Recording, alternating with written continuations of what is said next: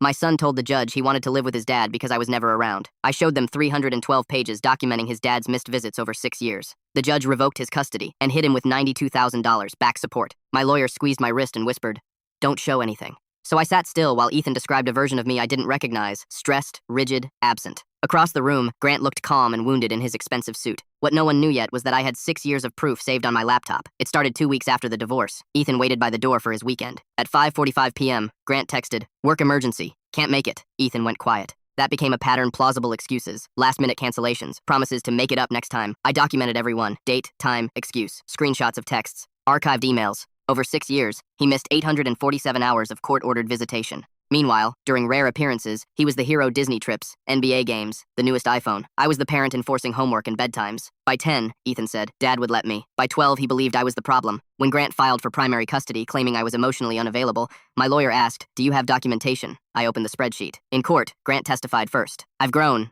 he said smoothly.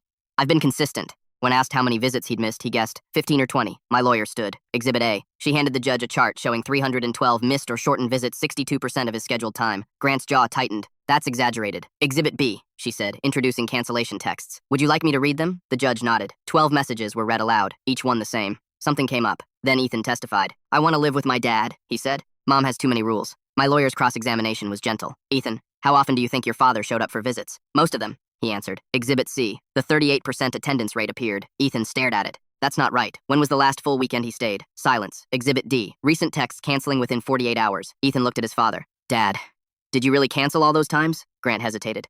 "It's complicated." "But you didn't come," Ethan said. The judge called recess. In the hallway, Ethan approached me, eyes red. "Is it true?" "Yes," I said softly. "I kept records because I couldn't let the story stay wrong." When court resumed, the judge ruled from the bench. "The petitioner has systematically failed to exercise 62% of his court-ordered visitation," she said. "The evidence also suggests parental alienation." Grant's custody request was denied. His visitation was reduced to supervised visits. Parenting classes ordered. Possible contempt charges referred. The gavel fell. I didn't feel victorious. I felt hollow. In the car, Ethan whispered, "Why didn't you tell me?" "Because I didn't want you to feel rejected," I said. He looked down. "I thought you were keeping him away." He reached across the console and took my hand. "I'm sorry. You were 12, I told him. "This wasn't your fault." The months after were quiet and hard.